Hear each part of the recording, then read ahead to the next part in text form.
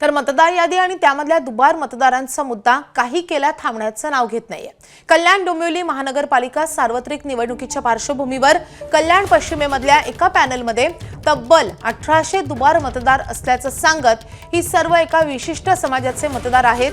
ते पाहता मतदार यादी ही बिनचूक होईपर्यंत कल्याण डोंबिवलीमधली निवडणूक पुढे ढकलण्याची मागणी कल्याण पश्चिमेमधले भाजपचे माजी आमदार नरेंद्र पवार यांनी केली आहे। तसेच मतदार यादीमधले दुबार मतदार काढून ती अद्ययावत करूनही इतक्या मोठ्या संख्येने दुबार मतदारांची नावे असण्यामागे काही षडयंत्र आहे का असा संशयही भाजपने व्यक्त केलाय।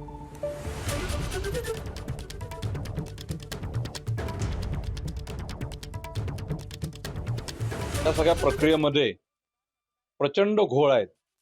सुरुवातीला मतदार जेव्हा प्रसिद्ध झाल्या त्यामध्ये अख्खेच्या अख्खे बूथ म्हणजे हजार 800 नाव एक बूथ रोड क्रॉस करून 4थ्या 5व्या वॉर्ड मध्ये गेलेले आहेत। त्या याद्यांमध्ये घोळ आहे, हा लवकर रेक्टिफिकेशन झाला पाहिजे।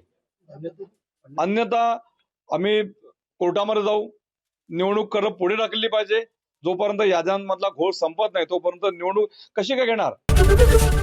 एबीपी माझा, उघडा डोळे बघा नीट।